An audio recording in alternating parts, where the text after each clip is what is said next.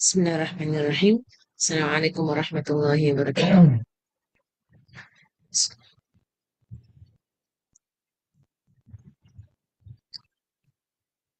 It should be quite start. Bismillah.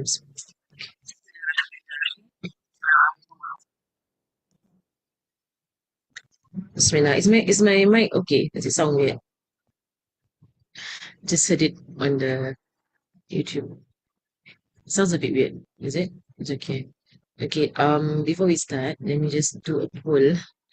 I want to ask, you can answer the poll anytime you want, but just ask, age do you prefer? Uh, Class like from 8 to 10 p.m. Right, okay, 20 minute Isha break at 9 p.m. or class continuously from 8 to 9:30. Okay, then we end. Okay, so which do you prefer lah? Do you prefer 8 to 10? That's a 2 hour. Then we usually take a 20 to 30 minute break for Isha, right? Or do you prefer like just to go do it straight from 8 to 9:30? Let me just save this. Okay, right. So untuk why is it to untitled pula? Let me last time. Okay. Okay, let me just launch it. How do I launch it?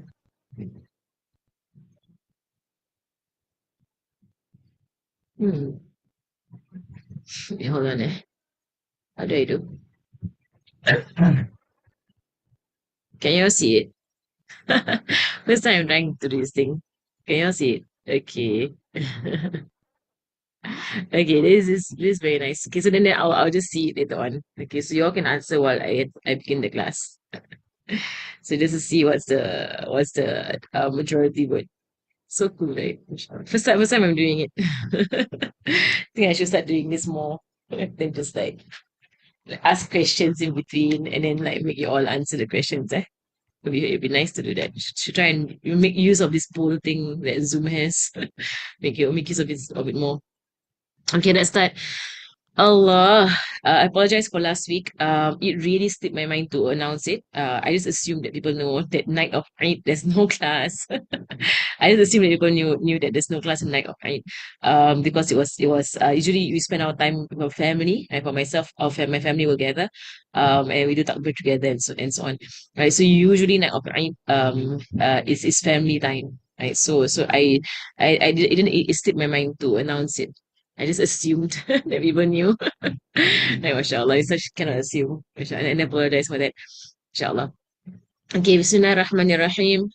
الحمد لله رب العالمين اللهم صل وسلم على سيدنا محمد وعلى آله وصحبه في كل لحظة أبدا على نعم الله وأفضاله اللهم آتنا من لدنك رحمة وعلمنا من لدنك علما سبحانك لا علم لنا إلا ما علمتنا إنك أنت العليم الحكيم بسم الله الرحمن الرحيم نوينا التعلم وتعليم وتذكر وتذكير والنفع والانتفاع والإفادة والاستفادة والحث على التمسك بكتاب الله وسنة رسوله صلى الله عليه وآله وصحبه وسلم ودعاء إلى الهدى ودلالة على الخير ابتغاء وجه الله ومرضاته وقربه وثوابه سبحانه وتعالى مع لطف وعافية برحمتك يا أرحم الراحمين اللهم إنا نسألك العلم لدنيا والشفاء صافي الهني يا وهاب يا غني اللهم إنا نسألك العلم لدنيا والشفاء صافي الهني يا وهاب يا غني اللهم إنا نسألك العلم لدني ومشرب صافي الهني يا وهاب يا غني اللهم صل وسلم على سيدنا محمد وعلى آله وصحبه وسلم اللهم ألهمنا علما نفقه به أو نفقه ونواهيك ارزقنا فهما نعرف به كيف نناجيك يا أرحم اللهم اللهم إنا نسألك فهم النبيين وحفظ المرسلين وإلهام الملائكة المقربين في عافية يا أرحم الراحمين. اللهم أغننا بالعلم وزينا بالحلم وأكرمنا بالفضل وارزقنا بالعافية. آمين. وصلى الله على سيدنا محمد وعلى آله وصحبه وسلم. اللهم إنا نستودعك ما قرأناه وما نقرأه في هذا المجلس وما قبله وما بعده، فاحفظه علينا حتى ترده إلينا وقت احتياجنا إليه يا أرحم الراحمين. اللهم أكرمنا بنور الفهم وأخرجنا من ظلمات الوهم وافتح لنا أبواب رحمتك وانشر علينا حكمتك يا أرحم الراحمين. آمين. وصلى الله على سيدنا محمد وعلى آله وصحبه وسلم. اللهم يا من مقاليد الأمور كلها بيده وإليه يرجع الأمر كله، يا فتاح يا عليم، يا فتاح يا عليم، يا فتاح يا عليم، افتح علينا فتحا قريبا. وصلى الله على سيدنا محمد وعلى آله وصحبه وسلم. بسم الله الرحمن الرحيم.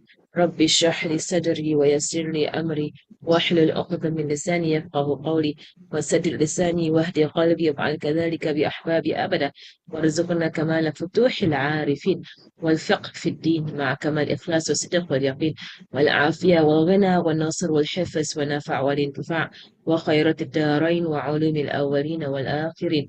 آمين. وصلى الله على سيدنا محمد وعلى آله وصحبه وسلم والحمد لله رب العالمين. الفاتحة. أعوذ بالله من الشيطان الرجيم. بسم الله الرحمن الرحيم. الحمد لله رب العالمين الرحمن الرحيم مالك يوم الدين. إياك نعبد وإياك نستعين. اهدنا الصراط المستقيم صراط الذين أنعمت عليهم غير المغضوب عليهم ولا الضالين. آمين. آمين آمين آمين آمين يا رب العالمين. Okay, Alhamdulillah, Alhamdulillah, Alhamdulillah. We're continuing our book we're continuing our series, Blessed Reminders for our dear sisters, mashallah. Seems like a long time since we had our class, eh? I think the last time now I was very unwell. And it really feels very different when you have like when you're well, when you're not well. And but I think the class, like the energy is different, even the brain stops working. Mashallah. Okay, Alhamdulillah. Let me just continue from here. We are here. Tamam? All right, so down. All right, so the last time round, right, we were Bismillah ar-Rahman ar-Rahim. Right, so the last time round, we are still speaking about the conditions of prayer, and we were speaking about facing the Qibla. And as mentioned, the word conditions, right, is basically a state of being, or a state of a state. You would say is a state, right, that someone has to be in from the beginning of the prayer, right, till the end of the prayer for the prayer to be valid.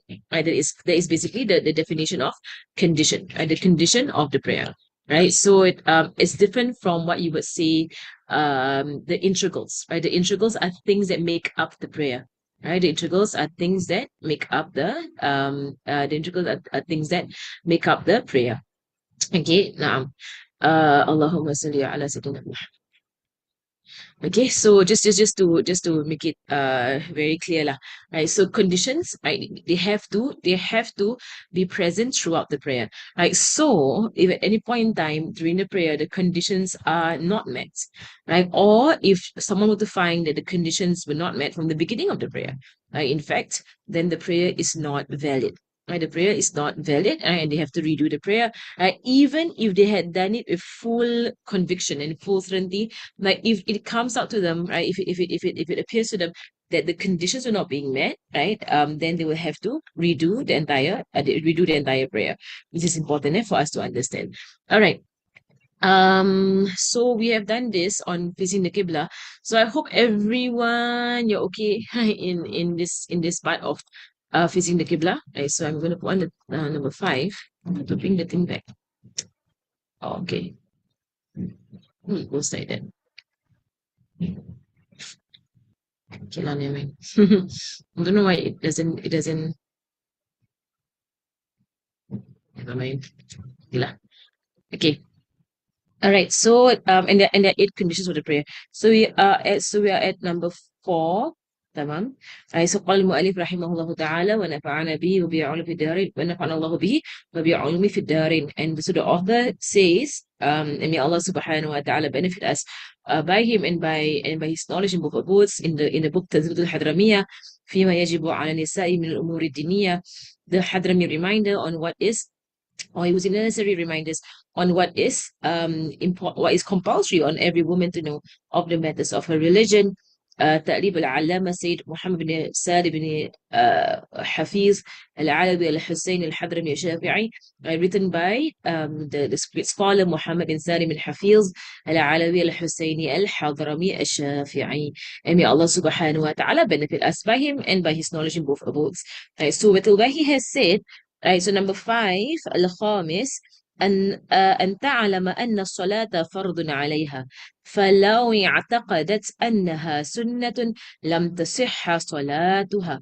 تمام. Right, so number 5, and this is the one thing I love about this book, Tazkiratul Hadramiyah, is that all of the pronouns used in this book is female. Right, all of the pronouns will be female, she, the she pronoun, so or her. Right, so number 5, right, that she knows, right, that the prayer that she is performing is compulsory on her, right? And so if she has conviction that it is sunnah, right? So you say if she has conviction that it is sunnah, right? It means sunnah meaning non-compulsory, right? Then the prayer, right? If it is compulsory, would not be valid even if she performed it. And this is a ruling that is across the board, right? So in every deed or action, in every act of worship, of obedience, right? If that deed, right, is a compulsory deed, it's a compulsory action, right? If she does not, if she does not know it is compulsory on her, or her conviction is that it's not compulsory on her, then even if she does it, it doesn't count. Right? She needs to be at the point of her performing those deeds. She needs to know, with conviction, that what she is doing is compulsory on her. All right. So like for example, if she's performing Fajr, for example, and she's performing Fajr, right? And then she and for some reason or other, she does not think that it's compulsory. I'm not so sure what would be this scenario. Right? Why would she think that? Right? Like, what would make her think that the prayer is not compulsory? So maybe let's see. Give me a scenario. Why would someone think that the prayers are not compulsory? Like, why would someone do that? Okay, so maybe it's like a traveler. Then again, okay, maybe a traveler, right? So maybe this traveler. Okay, so let me give you an example. Okay, I'm gonna think of like a case scenario. How would this happen to a person? Like, how would this happen to a person? Okay, so let's say for example, right, a traveler. So maybe she prays. She combines the prayer. And we went through this a bit earlier about the prayer of a traveler, right? Right. So she combines the prayer. She does deep, right? So she brings the prayer forward, and then she combines Zuhur and Asar. So in her doing so, right, she makes a mistake, right? So maybe for example, she did not do the intention during the first prayer. As we know, when you want to combine prayers to bring prayer forward or bring a prayer backward, right, you have to do it right, right? There are conditions, and you need to have your intentions right and so on, right? So there are conditions whereby then the joining of the prayer is valid. So for example, maybe she wants to join Asr into Zohar. Okay, I'm giving a scenario, okay, how this could possibly happen, right? Allah Muhammad. So she does this, right? So she combines Asar into Zohar. She brings Asar forward into Zohar, right? And maybe while she's doing this, right, she had a big like gap between Zohar and Asar. So she prays Zohor, she stops for a while, she talks to the people around her, she's eating something, I don't know, right? She does something, and she does things in between Dhuhr and Asr. And we know if you want to combine prayers, that is brought forward. And I went through all this, right, before. I think I went through the entire prayer of the traveler, right? Right, the prayer of a traveler, I went through it there here. Correct? I went through the prayer of traveler here. Right. So if let's say she did not pray immediately, this is the condition. You must stand immediately and pray the next prayer. She doesn't do that. She waits some time in between. Then she gets up to pray Asr. And she's still in Zohar time. And she gets up to pray Asr. Okay. Then after she does so and she prays Asr, someone comes up to her and says to her, you know what? You can't do that. You can't pray Asr after you have wasted time after Zuhur, and now you're going to pray Asr and you're going to bring Asr forward. Your Asr is not counted. Right, someone says to her, advises her and says to her, you can't do that. You got to pray immediately, right? If you're going to bring it forward, you're going to pray immediately. Unlike if you're going to delay it, you don't have to do it immediately, right? But for forward, you have to bring it immediately. You have to pray it immediately. So someone says that to her, and kind of like points it out to her. So maybe in this scenario, so maybe she gets upset with this person, right? She's upset. She's like, no, right? No, you can just pray afterwards. There's no condition of immediacy. You can just pray it afterwards, right? There's no such thing as what you're talking about. So maybe she defers to the person without knowledge, for example. And the person was like, no, no, no, no, no, no. I know. I've learned this. I know you can't waste time between. You got to do it immediately. Right? This is a condition of bringing forward prayers. Right? So they argue. And then eventually she says, you know what? Fine. When Asr comes around, I'm gonna pray Asr. Right? But I don't think it's compulsory on me to pray Asr because I've done so. But I've prayed my Asr already when I prayed Zuhur. Right? I pray Zuhur and I pray Asr right after that. Right? I don't think that I need to pray Asr again. But just to make you happy, I'm going to do it. Okay, so in case this happens, like, right, if this maybe this scenario happens, right, and then so Asr comes in and she reluctantly, just to make her friend happy, right, she prays Asr with no conviction that it's actually compulsory on her to do so, right? So now she's just losing all the way around. Right? So now her answer is not counted. Her earlier answer is not counted because she didn't fulfill the conditions. So she didn't pray answer. Even though she prayed answer again, she prayed it thinking or with full conviction is not compulsory on her because she has full conviction that her first answer was valid when it was not. Right? So you see, this is why my teacher always say, al-ilm nur wal-jahl zalam. Like knowledge is light and ignorance is darkness. And sometimes people they do things with so much that you say confidence, and that is all wrong. It's just all wrong, and when someone tries to correct them, they get so defensive, but it's just very plainly lack of knowledge. Very plainly lack of knowledge, subhanallah. So I would think that would be a situation, like a scenario whereby someone might be praying a prayer and not have conviction that the prayer is compulsory on her. Possible, right? So even if she had performed it, her asar was not counted, right? Because she had no conviction that it was indeed compulsory on her to perform that asar, right? Okay, let me see some questions here. Um, so is someone, let me questions here. First question here, partner's going to ask about the question of facing Qibla when in a vehicle. Is the difference of this condition for Fard and Sunnah prayer? Good question. Someone asked about condition of in the Qibla when in a vehicle when you are traveling. All right, so I'm going to put it here. I'm going to put it here as one of the points, right? So note, right, there is no condition of facing the Qibla for a traveler who is praying Sunnah prayers. Okay? Full stop. There is no condition of facing the Qibla for a traveler who is praying Sunnah prayers while traveling.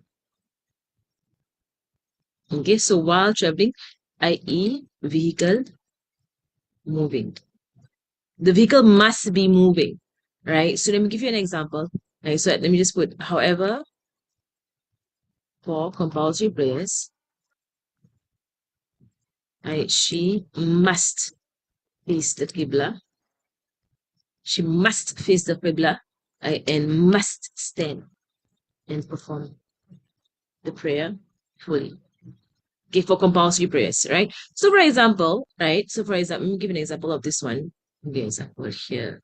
So example, in a plane, right, or train. I'm giving plane or train because these are the vehicles whereby you can stand. You can actually stand in these vehicles and you can actually pray a full prayer in these vehicles.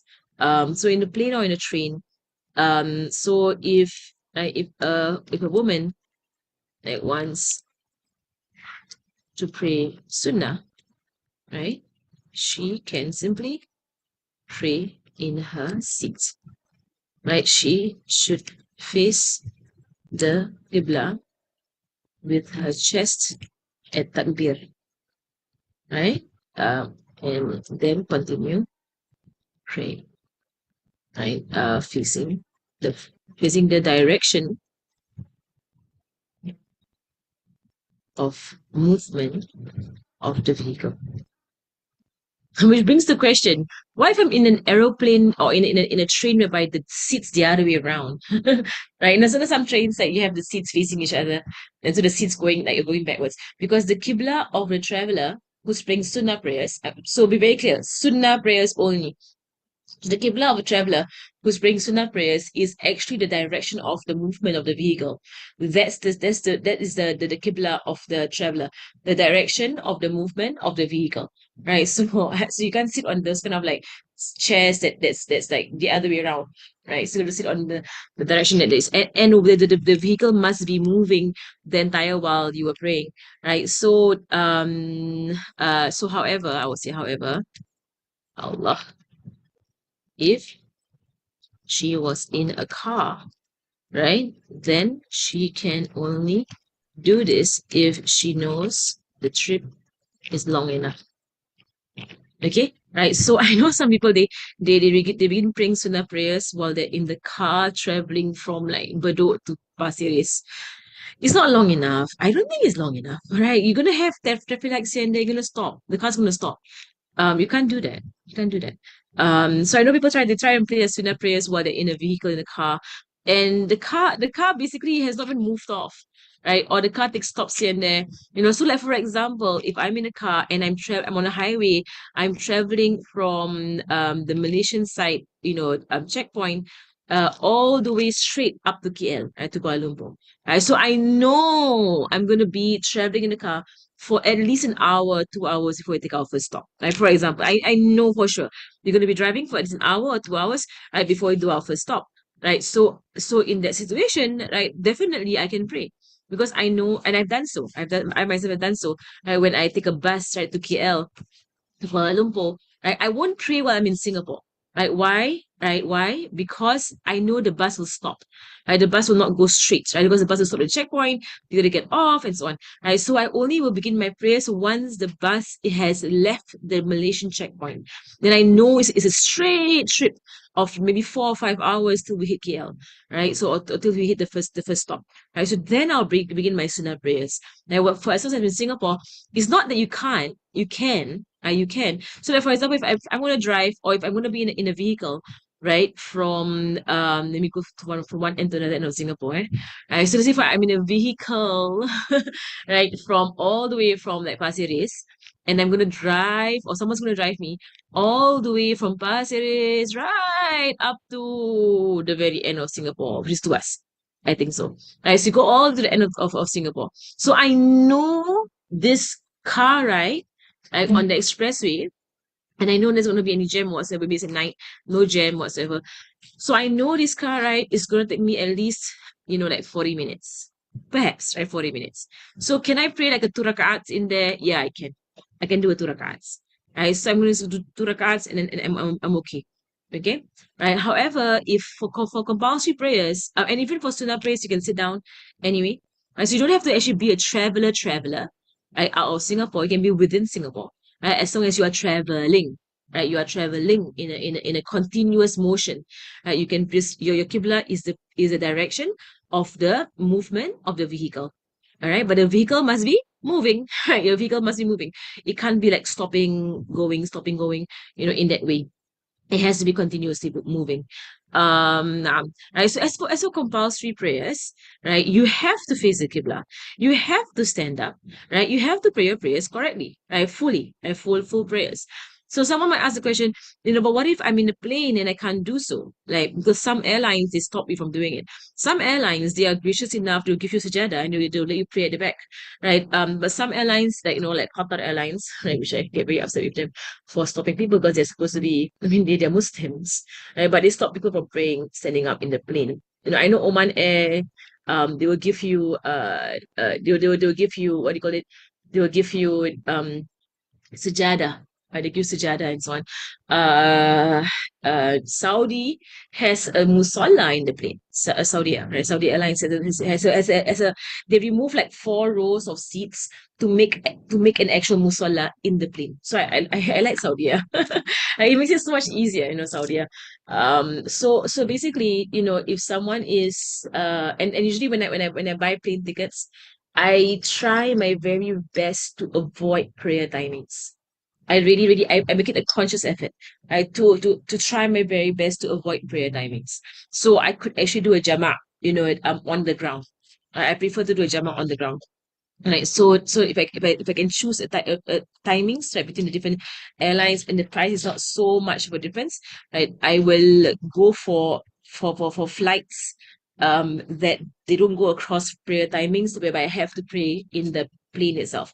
Right. So if the plane allows you to stand, then you should be standing and doing your prayers standing. And you should figure out where's the Qibla from the map on the aeroplane. I think we've gone through this before. You can figure out the Qibla from the map on the aeroplane. I went through this before, right? I think so. Yeah, so we now, right, so but if let's say, for example, right, let's say you're unable to stand, because the airline does not permit it, right, and they stop you from doing so, and you really try, and you can't stand and pray your prayers in your compulsory prayers in the airplane, then you pray however you can seated. And even with the Qibla, you can't really face the Qibla properly because you're in a plane and the seats are fixed, right? So what I would say for you to do is that, and in fact you have to is that upon landing, right? Upon landing, you need to call out your prayers. You need to redo your prayers, right? Upon landing, you need to redo your prayers. So even if, like, you were traveling the entire time and you did a jama and a qasr, you shorten your prayer and you combine your prayers, and upon landing, you have come to your hometown and you go back home and you're in your house, you have to pray them full. You gotta pray your prayers full. You can't shorten them, you gotta pray them full. All right. So I hope that's clear. Let me just check the questions again. Uh, okay, so I hope that one is clear. If someone wants to convert to Islam but have not declared the Shahada yet, they are not Muslim, right? If someone wants to convert to Islam but they have not declared the Shahada makes them Muslim, right? The Shahada makes them Muslim. So if they've not declared the Shahada, then they are not Muslim, right? They have not come into Islam. They have to take a Shahada. All right. Someone says here Salat Juma'at for females. If you perform Salat Juma'at, it is a fardu prayer. It counts for Zohr. So if a woman prays Salat Juma'at, she does not have to pray Zohr. I hope you all know that. Right? If you pray Salat Juma'at, you don't have to pray Zohr. It counts for your Zohr. Okay? And so what it's not compulsory on women to do Salat Juma'at.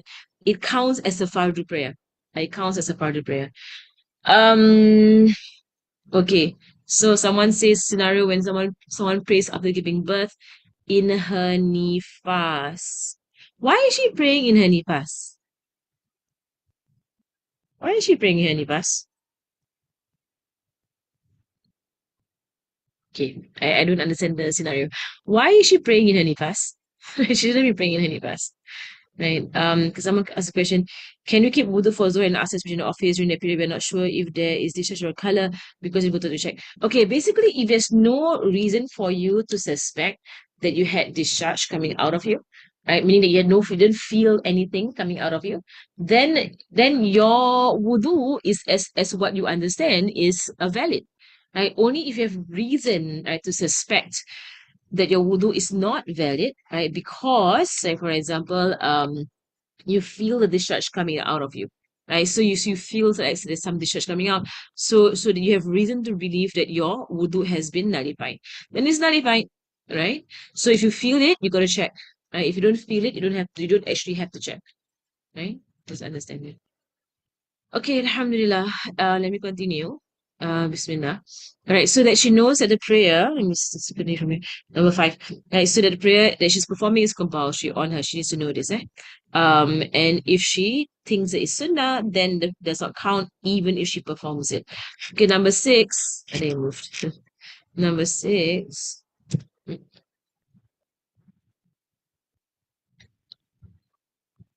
Okay, number 6. Okay, ألا تعتقد فردا من فروضها أي ركنا من أركانها سنة، كأن تعتقد أن الفاتحة سنة، أو أن الركوع سنة، وأن السجود سنة. فلو اعتقدت ذلك لم تصح صلاتها. Right, that she does not does not have the conviction that any of the compulsory integrals integrals and the composite is sunnah, right? So yeah, the composite, right? Meaning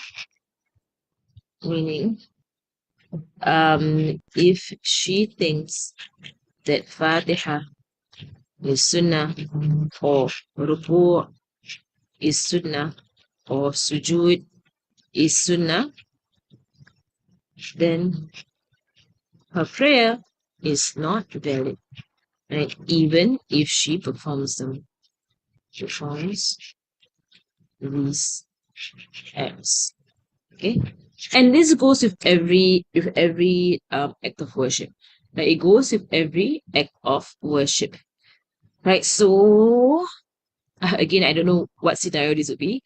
Where a person would think the ruku is sunnah or sujud is sunnah.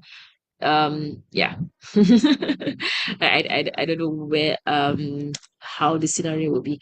Okay, but basically she can't. She can is it a general rule on every act of obedience. You can't think that the act of worship is sunnah. And you can't think that act of worship is sunnah in itself, and you can't think that integrals of the act of worship that is actually wajib is actually sunnah. You can do that either. Okay. All right, number 7. Let's see number 7. So number 7, as-sabi' is this sunnah. Right. Allahumma salli ala Sayyidina Muhammad. This number 6. Hey, when they went to Samin straight away. As-samin let me stop. Let me start something. Let me see. Okay. The book actually goes to 8, right? Because if it's not 7. 7 is basically the entrance. The entrance of the prayer time. Okay, right? So that was missed out in the book itself. Right, so there's tahara, right? Pray from najasa, covering the aura, facing the qibla, right? Knowing the prayer is compulsory. Not taking any of the integrals is sunnah, right? Entrance of the prayer time.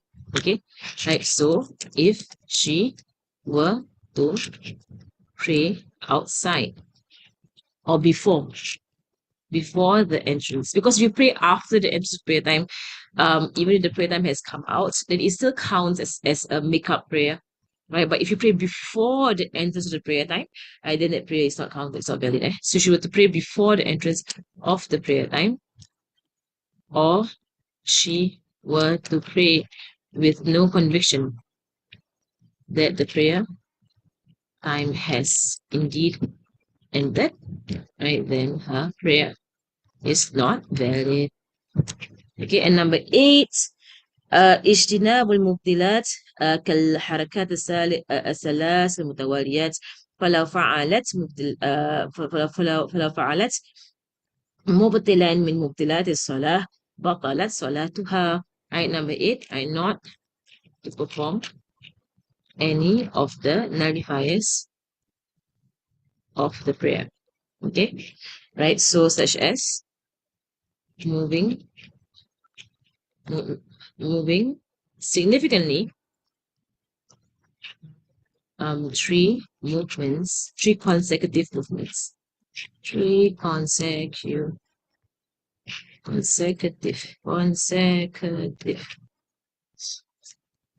There's the consecutive. Sila? So, all right, three consecutive movements. Right, and we three, so we can need three consecutive moving Allah. Such as moving three significant consecutive movements. Okay, significant Allah. Okay, three significant consecutive movements. Now, right, so if she does any of the nullifiers for prayer, then the prayer is nullified. Right? Is nullified. Okay. Okay. About these three significant consecutive movements, right? So significant meaning, right? What's an example of an insignificant movement or non-significant movement? An example of a non-significant movement, right, would be moving your fingers. Right? Moving your fingers is not significant at all. Moving your toes, not significant. Moving your eyebrows, not significant movements, right? So all non-significant movements. Now, okay. So and three consecutive, right? So if someone moves like one, two, they pause. Level of subhanallah. Then they move one, two, they pause. Right? That count. That's okay. Your prayer is not nullified. So for example, if I need to move forward or move to my right or move to my left, I take one step, two step, I pause. Okay, it's pause long enough for the time it takes to say subhanallah. Then I move one step, two step, I pause. I can literally be moving while I'm praying. Okay, one step, two step, I pause. Okay, so or if like a woman wants to, needs to carry her baby while she's praying, first and foremost, she needs to ensure her baby has no najis and there's no like urine or feces in the baby's diaper. So if she's very sure, if she's very sure, um, uh if she's very sure that the baby is clean, right, and she wants to pick the baby up, like then she can like one movement, I pick the baby, right, and two movement lift it up, okay, or one movement pause, and two movement lift it up. The movement of two hands counts as two, and move of two hands counts as two, right? So you need to basically, and moving the hand up and then moving the hand down is basically four. Right, up and then down, right? So you're gonna move up, hold it there, right, for subhanallah, then you can move it down if you want to move it down. Okay, it's about the movements. We will get there, inshallah. We will get there to the nullifiers of prayer. We'll get there, inshallah. It's coming up. Okay, let me see the questions here. um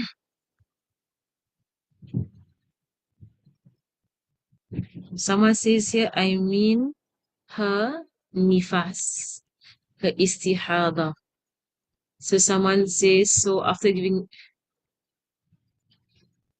what about scenario when a woman prays after giving birth in her istihada if she thinks it is not compulsory? Okay, someone prays in their istihada and they think that the prayer is not compulsory. Possible. Some might think that. Okay. Someone asked a question, if you pray 1 minute earlier than the prayer timing, is it okay? No, it's not okay. Even if you pray 5 seconds before the timing, it's not okay. You gotta pray after the timing. And you gotta pray with certainty the timing has come in. You gotta pray again. Right? So if you pray, even if it's like 5 seconds before the prayer timing, you gotta pray again. Right? Your takbiratul ihram, your first takbir, needs to happen in the prayer timing. Right? Okay. Um, okay, question here. Do I need to perform prayer on the plane? Yes. If you're going across prayer timings, you have to perform your prayer on the plane. So when I'm up touchdown in the country I'm going and I notice what time has entered, right? So if you know you can get the prayer on ground, then get it on ground. Right? That is better. If you know that you can get the prayer on ground, get it on ground. But if you know you cannot, you're not able to get the prayer on ground. Right? So for example, you're traveling from Singapore, you leave Singapore at 11 a.m. in the morning, for example, and you know you're gonna reach your destination around like 8 p.m. at the time of that country. So you got Zuhur and Asar, that's good, you're on the plane. You will reach, in the country, it's already Maghrib. So you're gonna have Zuhur and Asar on the plane. You have to pray, on the plane. And did I go through this in this class? Did I go through how to tell the prayer timings on the plane in this class? I cannot, I cannot remember. Did I go through it, the prayer timing in this class? How do you tell prayer timings on the plane? Yes, I went through, right? Okay. So for those who are first time joining, you can go to the YouTube. On my YouTube, you can go to Bless Reminders, and you can go back to those lessons. I went through how do you tell prayer timing on the plane, right? So how do you tell prayer timing, and also how do you tell Qibla, right, on the plane. Um, Okay, someone asked a question that when we sujud, our telephone flips up. So we use our hand from front to back to adjust our prayer garment. Is that one movement or two movements? You're gonna count, right? You're gonna count how much you're moving, right? So if you're okay, this is my advice, okay? This is my advice. And I think I've gone through this before about covering the aura, right? If you can, as far as you can, as far as you can, as far as you can, as far as you can, wear one piece. When you are praying, let me just draw this for you. As far as you can, wear one piece. Right. And as far as you can, like for me, I highly discourage people from praying with their hijab that's not pinned down. Because first and foremost, if you're so distracted by the hijab riding up your back, going down to your neck, you're on your sujood, it's flying here, flying there, you want to pray in peace. I'm going to put a principle here, right? It is macro. On this principle, and I don't know why I'm writing it down, but macro, right, to tie up the hair, right, for men. Right, for men while praying. I mean, for men with long hair, right? So I'm putting a principle here. Then from this principle, I'm going to talk about the prayer garment situation. All right. So it's actually makruh to tie up the hair for men and actually for women as well, right? While praying, right? Okay, and actually for women as well. Why? Right? Why? It is distracting or possible distraction. Right? Possible. It's possibly distracting. Right? Why? Because you see, when you tie up your hair, right, sometimes some parts of your tying up is a bit tighter than the rest, right? So when you tie up, I mean, those of you here who have ponytails, who have experienced ponytails, right?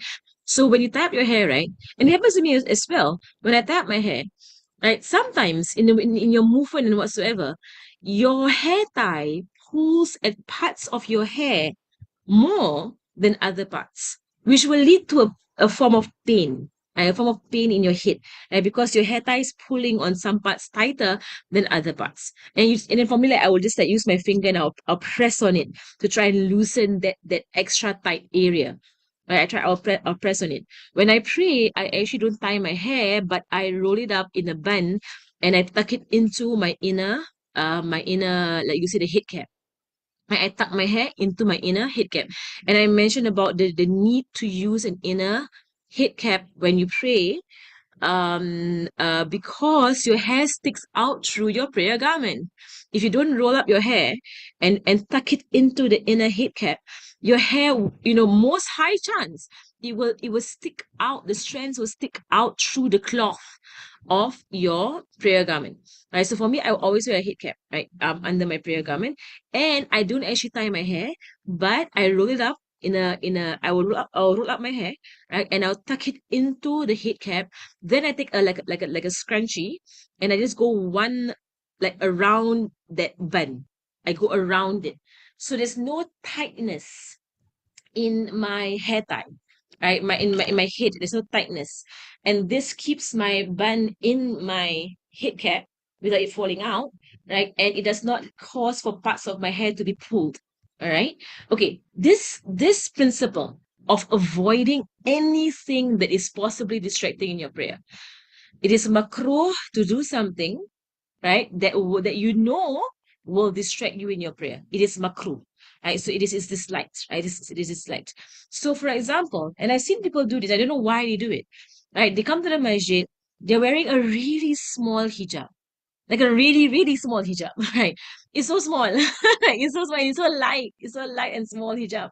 And they pray in that hijab, and the entire prayer, they're so busy holding the hijab down, and they're like, it runs up their back, it goes down their neck, it flies about, they move it again, they move it again, they move it again, they move it again, and it's so like I don't know how you pray. Your whole prayer, you're just worried about your hijab flying up, right? So it is a sunnah to actually do as much as you can to avoid all possible distractions, right? So if I'm coming to a masjid, and alhamdulillah, before COVID, right, most masjids have prayer garments in the masjid itself. Okay.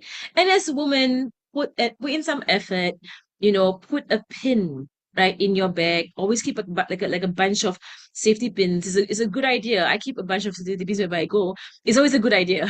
It's always a good idea. To have a bunch of safety pins wherever I go. Keep it in your bag. I bring around a prayer garment wherever I go. It's not hard at all to bring around a prayer garment. And do your prayer well. I do your prayer well. So you preempt, you have foresight, and you say, okay, I'm probably gonna pray Zuhur at the masjid, I'm gonna pray Zuhur at work. So you cannot prepare yourself and pray properly. Right, pray properly. Right. So don't pray if your hijab not pinned down, then you're like you're like it's flying up, flying down, flying here, flying there, and you're just so distracted, right? And a lot of times when this woman that they're praying this way, a lot of times your aura is being shown anyway. It has been shown. Your aura has been exposed anyway. So they're kind of like rushing here, rushing there, trying to stop the aura from being shown. It has already been shown. In Tarim, right? They will wear the full prayer garment from head to toe, and they will wear socks underneath, because how many times have you prayed and you're like, okay, is my feet exposed? And how many times have you prayed and you're like, you're doing your sujood and you're like, hey, I think my feet is exposed. Is it exposed? I can feel like my feet is a bit cold. Like, is it exposed? Then you're distracted. You're so distracted. Mashallah. So I learned it from the Tarimis and the Hadramis, that they will actually wear socks under their prayer garment, right? So as to pray in peace. So don't have to keep wondering, is my feet exposed? Is my feet exposed? Is my feet exposed? Is my feet exposed? The whole time we're like, is my feet exposed? The whole thing, subhanAllah, you're so distracted. Right. So anyway, what I would recommend is to have a very long prayer garment or a one piece, right? So, and I think I have mentioned this before, right? So if a woman is having a one piece prayer garment, it's a face, right? And she's praying like this. Okay, she has like, it usually comes to steps. Right? And usually, for me, I will have the prayer garment trail at the back. Okay. So for me, how I would pray this kind of prayer garment, that my feet. So if you're here, right, so that my feet, right, will be on the ground. Okay. So your feet are on the ground, right, and so I'm not stepping on my prayer garment, and let it trail. Why? Because when you do the sujood, your prayer garment will be pulled by you, right? Right, when you do your sujood, your prayer garment will be pulled by you, and it gets shorter at the back. Okay? Can you see that? Right, this will be pulled forward. So I always ensure I have a trail at the back, right, of my prayer garment. So when I do a sujood, right, my feet will not be exposed. Right. As opposed to having the half, the two-piece prayer garment. For me, I stopped using that one completely. Right. So if anybody wants to buy me a prayer garment, don't buy me the two-piece ones. I don't use them. Right. So but don't have to buy for me any prayer garment also. I have a lot. Okay. So like you see the two-piece ones, right? Like this. Yeah, I have an issue with two-piece ones. Okay. So the two-piece ones are like this, right? Okay, let me just make it longer. Okay, so make it like it should at the back. Okay. Okay, the thing about two-piece ones is that like the questioner says here, if it's too light, right? And I've seen people wearing the two-piece ones, when it's too light, when they do their ruku and their sujud, this for example, she's doing her ruku, right? And it comes up like this, correct? Okay, she's doing her ruku, right? If the air comes in from the back, right? If there's air coming from the back, I've seen people where this whole thing it flips. It flips over her head. Or it flips up, or the whole thing like kind of like, it flies in the wind and it opens up and her hands can be seen. She's wearing short sleeves, her hands all can be seen because it kind of like flies, like it expands in the wind.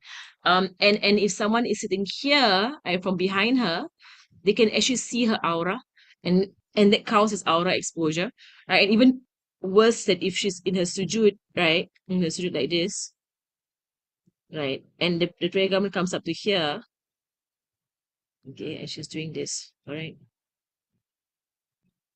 And she's in her sujud here, right? So even worse if this is slippery, right? And some of these prayer garments, they're very slippery. Right, so they just slide down her back, or if it's a hijab, they slide down and they gather here. It gathers here. It slides out her back, gathers here. Now she's so distracted. She's like using her hand, putting it back, pushing it up, and her hands moving here and there. If she's not wearing like hand socks or whatsoever, then the aura of her hands being exposed, and this is a big mess. Right? There's a lot of distraction going on. If her aura is not being exposed, she's just very distracted in her prayer. Right. So what I would say is pray well, pray like a full prayer garment like this. You will not mess up. Inshallah, you will not mess up this kind of prayer. I mean, you will not ride up your back, mashallah. For me nowadays, I bring this long one everywhere I go. I no longer pray in my own hijab and clothing. I actually don't pray in my own hijab and clothing. I pray with this prayer garment nowadays, right? Because of several issues. Right. So I just feel that it just brings me closer towards concentration in my prayer. Right. So I prefer that I can concentrate and don't have to worry, about my prayer being valid. hmm And then also that I also tend to put on socks, like underneath. Right. So I don't have to worry if, let's say, my toes are picking out here. I don't have to worry, like, are my toes being seen? That kind of thing. Inshallah. Okay. Okay. So I hope that is mm,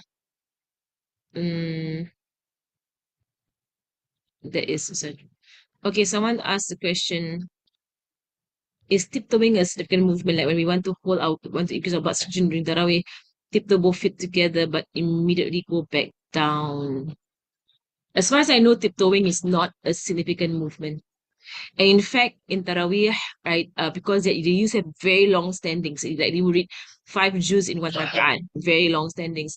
The Sahaba, not the Sahaba, but you say the righteous, after the time of Rasulullah, they used to like, shift their weight between their feet, right? So they like kind of shift their weight within their feet, right? And that's okay. And anyway, if you don't move more than 3 movements, it's okay.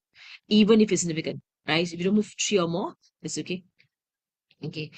Another question here.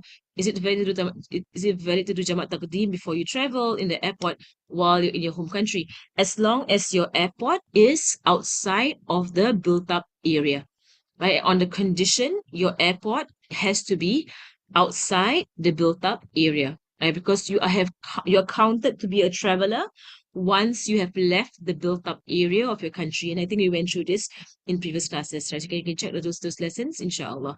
I used a map to show, right, where is the built-up area, because country lines are artificial. Right? Country lines are man-made and artificial. So when it comes to laws in Islam, what is natural? So natural will be a built-up area. So going into, like you said, the ghaba, like going into the wilderness or the suburbs or plantations, or just non-residential, non-built-up area. Okay. If someone says if your feet are having cramps and accidentally move vigorously, okay, I'm assuming that your feet um is trembling. Would it be trembling? You actually cramps? Do your feet tremble?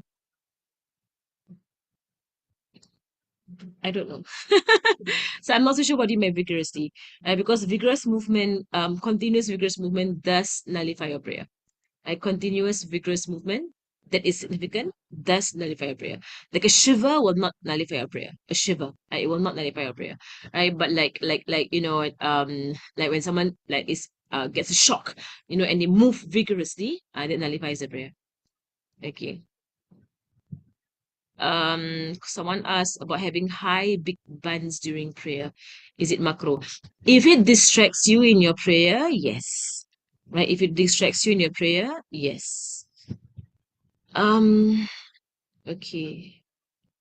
Where do you buy your one piece prayer garments? Shopee. I think you can get it on Shopee, you can get it on I mean there are Instagram pages, you can find it there.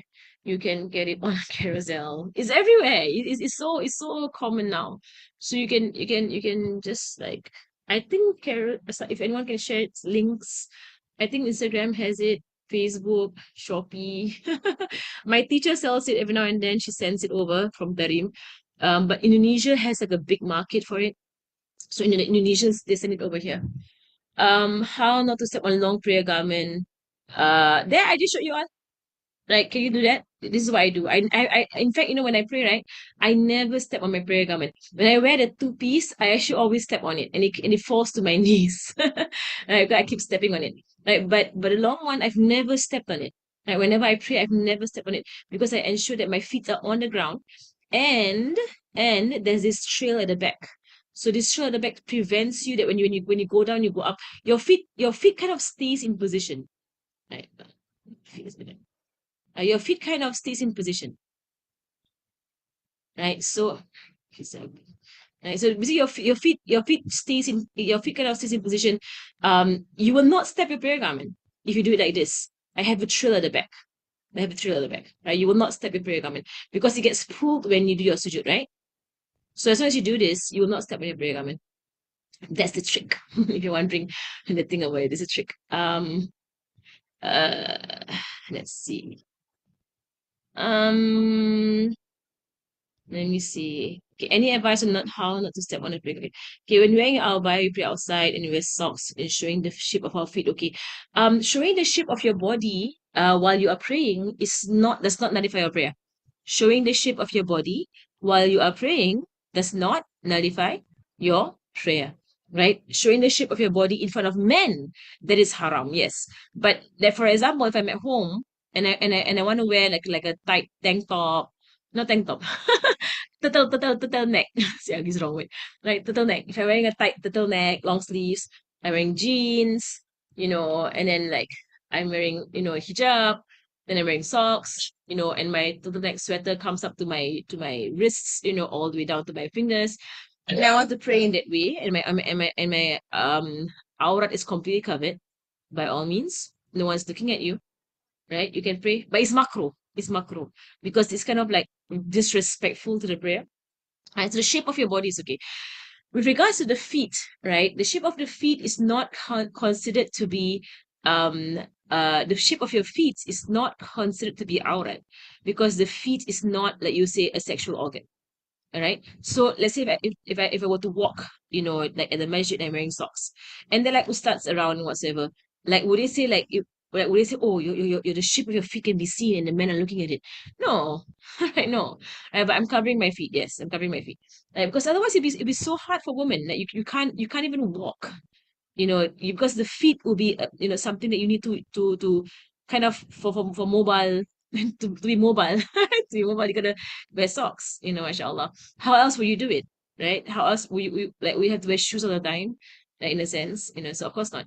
Right? But anyway, in the prayer, wearing tight clothing does not nullify the prayer at all, right? The condition of covering the aura is covering the color of the skin for prayer in front of men, then covering the shape of the body, right, is necessary in front of men. And here I want to mention a few things about covering the shape of your body in front of men. Um, Covering the shape of your neck, right? It's compulsory, covering the shape of your arms. Right? Some women they wear like long sleeve t-shirts inside of their like sleeveless dresses, right? They wear long sleeve t-shirts and it's tight around their arms, their upper arms especially, right? And if you're not wearing a hijab big enough to cover it, then that's considered as showing off the shape of your arms. Of course, shape of the thighs, the calf muscles, right? So tight jeans tend to show off all these things. The shape of the breasts, right? That would be like sometimes people wear, like tighter tops and the hijabs are not big enough to cover their top, right? So you can see the shape of the of the breasts, right? That will be not covering your aura sufficiently enough. The shape of your bun, not the shape of the bun, but the amount of hair you have. So like some women they tie up their bun really high and then they use a, I don't know what it's called, but it's this furry thing. There's this furry thing over their bun and they make it bigger than what it really is. Right. And they put a hijab on. That's kind of showing off your hair, right, in a sense. And it's even fake. It's not even your real hair. You don't have like that much hair. No, mashallah. Right. So like for me, I would tie my bun low. I won't tie it up high. I'll tie my bun low, right? So as to be the more discreet. Right. To move more towards being more discreet, right, in what's underneath your hijab. Wearing like all this like ninja stuff. I don't know what ninja. Those kind of things whereby like it clings around the neck. Then they wear like a see-through hijab, a translucent hijab that all counts as your aura being shown. And I'm not being strict, okay? If you think I'm being like too strict, this is the law. The law is like this. This is the law. And really, do things well, mashallah. Be sincere to Allah subhanahu wa ta'ala, do things well. Try our best. I know everyone's at their own place, at their own, stage in their traveling to Allah subhanahu wa ta'ala. Try our best in what you can do, take steps, but take steps, right? Take steps, right? So inshallah. Um, if you're alone at home, you have to be so strict. With regards to the prayer, it's regardless of who's around you, right? With regards to the prayer, you're praying for Allah subhanahu wa ta'ala. So it's regardless who's around you. It's regardless who's around you. It's not the aura being shown in your prayer. It's not to people, right? It's to Allah subhanahu wa ta'ala. You get it? Right. So if I'm alone at home, can I pray without covering my aura? Answer is no. You can't. Right? You gotta cover your aura when you're praying. Even if you're completely alone and there's nobody around you. Even in a dark night and you off all the lights and like no one can see a single thing. Allah can see you. So if I'm praying in my room alone in a dark night and my feet get exposed, my prayer is not valid. It's not valid. I have to pray. But you're like, but no one saw my feet. Allah did. Right? Allah saw your feet. And He knows your prayer is not valid. Right? So all the more in prayer, all the more you should be more vigilant. Right? Because you're doing for Allah subhanahu wa ta'ala. Okay. Um right. Right. So the person said that the one piece prayer garment, you step on the back part when you get up. No, you gotta, it's a skill, lah. So when I sujood like this, right, I ensure that my toes, they're on the ground. My toes are on the ground, not on the garment. So when I get back up, I don't bring my heel down until I'm up, right? And this would ensure that I'm not gonna stand on my prayer garment. Do you get it? Do you get it? Right. So and you see, even if you step on it, right, this length is longer than this length. You get it? Right? Otherwise, the only thing that I think that you might be doing is that your sujood might not be right. If your sujood is not right, then there's a possibility of you stepping on it. Right? So it means your sujood might not be right, which cause for the garment to fall. Right? That means you're not doing this inclined thing. Right? So maybe you're going too low on your sujood. Right? So that's possible. Right? But think about it. If this is longer, right? So even if you step here, right? You step here, you're technically stepping on this area. You get it? Can you see that? Right? Because it went up. So if you're stepping there, you have excess cloth anyway. Right? So if you are stepping on it, that means you're stepping somewhere up here. So when you step up, you're pulling out your prayer garment. Right? Which means that you're not doing your sujood right. Meaning if you're able to step here, that means your bending is too flat. You're too flat. You gotta do your if you do your sujood right, you will never step on your prayer garment. Like if you're doing your sujood right, you will never step on your prayer garment. Right. Let's see. Right. So so many questions, inshallah. Um hmm, let's see, where am I? Uh okay. Right. So even when it is folded in between the two sujoods, right? So you're thinking about sitting down, right? You sit back here, what? You sit back here, right? And when you go back to the sujood, it shouldn't be moving. It should be the same thing. And I pray all my prayers in this way, and I never step my prayer garment. So maybe try and train yourself on this. Um, Question here: can you wear colorful prayer garment? Yeah, you can. You can wear any color you want, any color you want. As for white, just ensure that white is not translucent. Just be very careful about white, right? Or light colors. Make sure that they're not translucent, right? But wear any color you want. Doesn't matter. Right. Do the movements need to be intentional to nullify the prayer? So, for example, movements are three consecutive, significant but accidental, nullifies your prayer. The movement, whether it's accidental or on purpose, nullifies your prayer. Okay. Scratching. You see, scratching, right? If you're scratching with your finger only, that's okay. But if you scratch your entire hand moving, which is very rare, I'm not sure who does that. Do you actually scratch your entire arm moving? I mean, most people when they scratch, right, their hand goes up. That's one movement. They use their fingers only to scratch. Then their hand goes down, and there's one movement. It's not consecutive. But I don't know if you like put your hand on your head and you move your whole arm back and forth. But even if you do it subconsciously, it nullifies your prayer. Nullifies your prayer. Even if you're praying and someone bumps into you and you take a few steps forward and it's three or more, nullifies your prayer. Right. When you read the hadith, my finger trembles. Does it nullify my prayer? No, trembling doesn't nullify your prayer. Allah. Does it mean that stepping on the prayer garment nullify the prayer for me? Or should I step on it in order to expose? No, stepping on a prayer garment is okay. You can step on your prayer garment. The reason why we are trying to avoid stepping on it is because when you stand, you don't want to be pulled backwards, right? But you can step on your prayer garment. It's up to you. It's okay. I've seen some of the girls in Darul Zahra, right? They pray like this. I've tried doing it, but it doesn't work for me. But I've seen them, right, when they pray, the prayer garment like that. When they pray, maybe you can try this if you want to try this, right? They step, I think they crumple up the back, then they step on it and bring it to the front. I see them do that. Right? They crumple up the back, and so they're stepping on it. They do this. Okay. All right. So that they're doing this. Right. So I've seen them do that. I tried doing it. It didn't work for me. So I do this one. So now here. You can try doing it if you want to. Right. Whatever works for you. Okay. Um, if you wear, let's see, socks that shows the shape of your toes, it's okay. Feet is not it's okay. Feet are feet. Right? Feet are feet.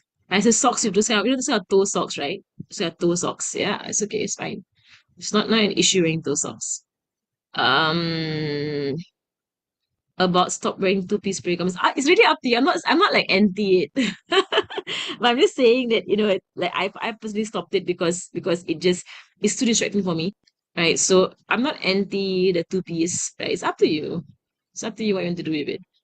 Right. So everyday clothes is okay to wear light color clothes, could be dark colors. It's really up to you, whatever color you want to wear, as long as it's not see-through. You can wear any color as long as it's not see-through. Okay. Um, if you're pregnant and you can't sujood on the ground, is it okay to use the chair to pray? You gotta try, right? I'm not so sure why you can't sujood on the ground. If it's because like your tummy is too big to sujood, or are you too heavy to get up? Right. So it depends on why you can't. Right? Because I mean, many women are pregnant, and many women pray normally, right? So if you can't sujood, right, if you really can't, right, for example, it's too big or it's too heavy to get up, right? That only at the point of sujud you can use a chair. Right? Only at the point of sujud you can use a chair, right? Or not even a chair, just go as far as you can. So you still sit and you sujud and you go as far as you can. You go as far as you can. Okay. How to advise elderly people around me to stop wearing translucent clothes? You just say very, very sincerely, afwan ini, sorry, maaf boleh nampak lah. You say, I can see your undergarment, I can see, sorry, so sorry, but I can actually see, that kind of thing like this. Just assume you don't know, right? Just assume you don't know. Okay, Alhamdulillah. Naam. Okay, we finished that. So we're gonna move on to, let me see our poll. For those who just came in here, the poll. Okay. Can you all see the poll? Are you able to see poll? Okay, can you all see it? Anyone else wants to answer the question? Anyone else? There's 93% people participated in this poll. If you want to answer, you can answer now. But basically, 36 people want us to go straight to 9:30, which is about 15 more minutes. And everybody else, and 22 people want to take an Isha break. So the majority says go straight. All right. Majority votes. Okay, so we're gonna open our other book, our next book, which is, yeah, so now it's 38 against 24, but still a majority. Okay. Relations with the husband. Right there. Bismillah. Um, um okay, Bismillah Rahman Rahim. On to our next book, The Quest for Virtuous Character, Relations with the Husband. Okay, Bismillah Rahman Rahim. Serving her husband well. Patiently bearing his faults and pleasing him are the means by which a woman acquires all bounties. As the Prophet ﷺ said, any woman who dies while her husband is pleased with her enters the garden, mashallah. And he also said, Sallallahu Alaihi Wasallam, the garden is forbidden for any woman who requests a divorce from her husband without a valid reason, as noted by Imam Abu Dawud. Let me read the entire thing, then I'm gonna explain the whole thing, okay? So before anyone jumps to any defensive mode or any protest or whatsoever, right? Or whatever it is. Let me read the entire thing, then I'll explain the whole thing. Okay. It is narrated in the book Da'wat al-Haq that Asma bin Yazid radiyallahu anha approached the Prophet ﷺ saying, Ya Rasulullah, I come before you as a representative of the woman. Allah has sent you to men and women equally, mashallah. Right? Allah has sent you to men and women equally. And we believe in you and your Lord. And as women, we are indeed bound, by the duties that of your men's houses, and we bear your children. Right? So she's coming forward and she's voicing her grievances. She's like, we women, we gotta stay at home. We've got children to look after. You men go out there and you men do all this stuff, of worship. They're actually comparing worship, not comparing anything else. They're comparing worship.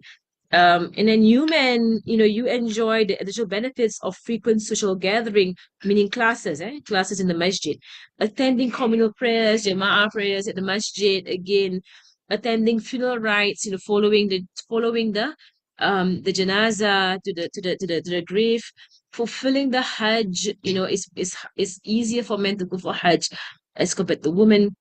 Right? Because women, you have a mahram to follow you, right? And best of all, fighting in the way of Allah. You can do jihad, fi sabilillah, the exalted. And we all, like, she's like, we're here stuck with our kids.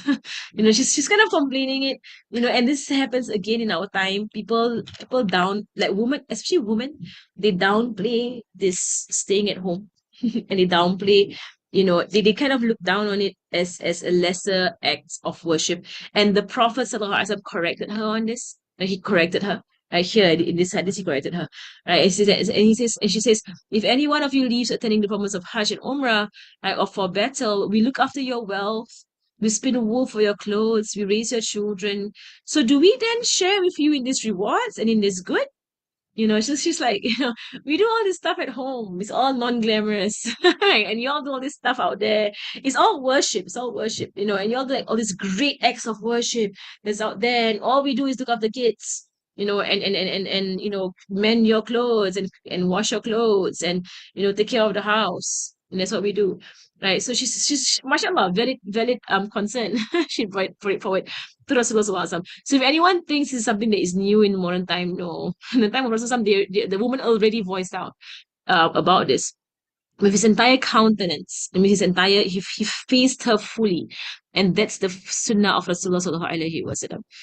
His entire, he would face people fully. Mashallah. And he praised her so much, mashallah, because it took a lot of her like guts, to come forward and make this complaint. Or a question, nice, more of a question. It really took, a lot from her to come forward and just voice out this entire thing. Like, you guys do all this stuff and we're at home, mashallah. So, mashallah. And Rasulullah SAW recognized that and he appreciated it. So Rasulullah looked over to his companions and he said, did you ever hear a better question from a woman regarding the affairs of her religion? He was impressed by her question. He was actually really impressed by her, and because she was concerned about gaining as much as she can in the religion and that sincerity towards Allah subhanahu wa ta'ala. Right? So he was actually impressed, like, that she came forward with this. She's just worried and concerned that we all stay at home, we cook, we clean, we look after children. Like, is that even, is that much as an act of worship? Then you all men, you all go Jama'ah prayers, you go for jihad, you all go for all this, like, really major stuff that we hear about. The rewards are great and Jannah and so on, you know. So she's like, and she's worried. She's worried, are we losing out? Mashallah, like, it's a, like, in our society, yeah, apa? FOMO, fear of, FOLO, FOMO, fear of missing out. Kan? FOMO. Right. So this she had this. She was fearful she's missing out. Right. That the men get all this stuff and then, like, what about us women? They said, Ya Rasulullah, we didn't know that a woman could be guided to speak like that. Meaning that they didn't think that a woman would voice out to that extent. And this is what Islam did. Like, if you want to say empowerment, here's empowerment. There's empowerment for you right here. I know some people, they shudder at the word right now. But this is empowerment right here. Islam empowered her.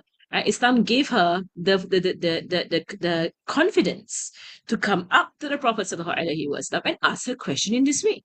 Right? Islam gave her that footing, and Islam gave her that position that she can come and voice things out. It's open. You can come up right up to the Prophet sallallahu alaihi wasallam and say what you want to say what you want to say. You don't have to hide behind, like, the men and get the men to bring the question or whatever. You can come right up to him and ask the question directly to him, sallallahu alaihi wasallam, in all etiquette. Right. So they said that even the companions are like, we didn't know a woman could come up and ask such questions. We didn't know that they were worried about this stuff. And this was something that was like remnant, like, from their pre-Islamic ideology, right, or their pre-Islamic mentality, that women have no opinion. Right. So in the past, before Islam, right, the men, especially in the Arab nations, in the Arab societies, they would consider women as first and foremost property to be inherited and to be passed, from men to men. They would consider women to have absolutely no rights, and a woman having opinion that is completely unheard of. Mashallah. Now we have so much opinion, mashallah. Like, but it was completely unheard of for a woman to actually have her own opinion, and even more unheard of that she voices her opinion. Mashallah. And Islam opened the door for her. Islam actually opened the door for her to voice her opinion, to voice her view. And we know the Prophet ﷺ would go to women and to his women, to his wives, and see what do they think. Right? They are intellectual human beings and they can think, of course they can. And some of them are even more, in fact, in Aisha, she's at the forefront of Islamic scholarship, and even the men amongst the companions will go to her to consult her on matters, mashallah. So this is what Islam has done. It is what you would really call empowerment. Like, this is really like giving women all this, position and strength and confidence, right, in themselves, that prior to Islam, most societies did not see this at all.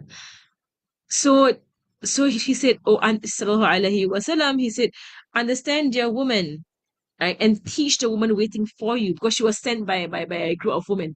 Go and ask the Prophet sallallahu alaihi wasallam. So she's the bold one, she's the confident one, and she goes up, and she's on behalf of all these women who's asking that if a woman perfects the fulfillment of her husband's rights, that it is equal in measure to all of that.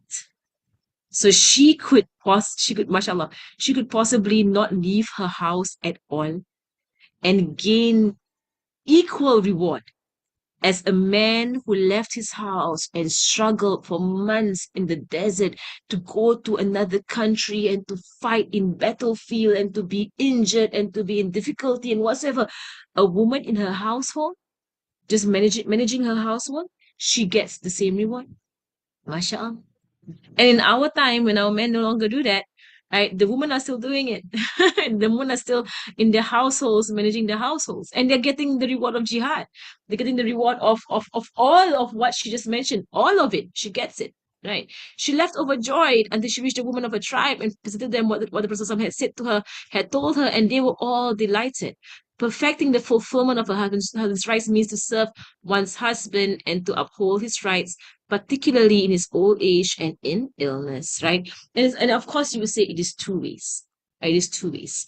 And in fact, for the woman, right, her son, right, her son's dedication to her, right, her son's dedication to her, is her son's dedication to her, right, would be, that's why she would be looked after, right, by her son. If she has a son, inshallah. And whoever does goodness, Allah will always send someone to look after you. Never worry. If you're always on goodness, when you are in need, Allah will send someone, right, to take care of you. Let me just go a bit backwards, right, into the this section, and I want to explain a few things. So the first one, right, on page 53, right, serving her husband well, patiently bearing his faults and pleasing him, right, are means by which a woman acquires all bounties. So you see, serving her husband, and what does serving her husband mean? Serving her husband, what is compulsory on a wife, right, would be what is sexual. Right, that is compulsory on a wife, sexual.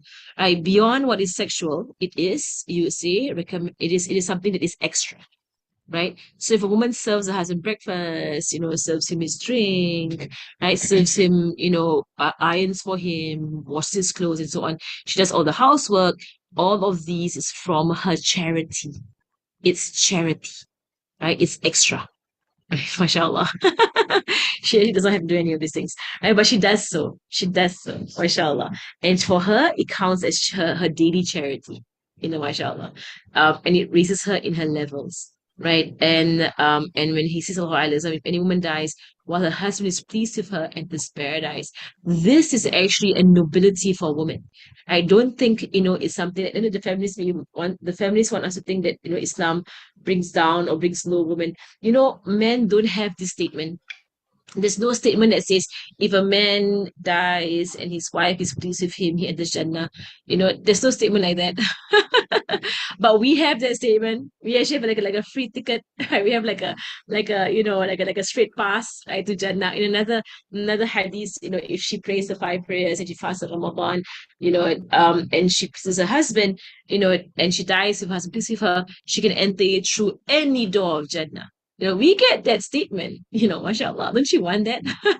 Right, it's so easy. It is easy, mashallah. Just pray your 5 prayers, right? Fast your month of Ramadan, right? Please your man, right? Make him, just keep him happy, and for you, Jannah, mashallah, right? What else do you want? Mashallah, right? So, okay, the next statement I want to explain. The garden is forbidden for any woman who requests a divorce from her husband without a valid reason. This is very serious. It's a very serious statement, and just, from experience, that unfortunately, unfortunately, it is a habit amongst some women, especially if they are immature. They're immature, right? That the slightest fight that they go through with their husband or some form of disagreement with their husband, right? They will say, divorce me, divorce me, divorce me, right? I dare you to divorce me right now, right? And in Malay, they say, ceraikan aku, cerai, cerai, cerai. They would rub it in the face of their husbands. And I've heard it with my own ears, and I've seen it with my own eyes, women who do this, right? And they're doing it with absolutely no good reason. Absolutely no good reason, except like maybe, he says to her, something like, don't go out so much, I want you home more, with the family. She says something like that to her, and I've seen this, with my own eyes and my own ears, right? And she fires up, right, into a rage. It's just like, you're so controlling. Divorce me right now. Oh, subhanallah. If she fears the words of the Prophet sallallahu alaihi wasallam, who only speaks the truth, he only speaks the truth, and no one can argue with Allah subhanahu wa ta'ala on this, right? If she's demanding divorce from a man who supports her sufficiently and is good to her and her kids, and he's not abusive, right? And he's good. He says he's himself. He has his flaws, as everyone does. We all have our flaws, but he's kind of making things work. He's trying his best in whatever he knows. In whatever he knows, he's trying his best in whatever he knows, right? And to have mercy on our spouses, and they have mercy on us as well. Them have mercy on us. We have mercy on them, right? So if she's so fiery, and in a fight, she screams at him and says, divorce me, divorce me, divorce me, right? That is a major sin.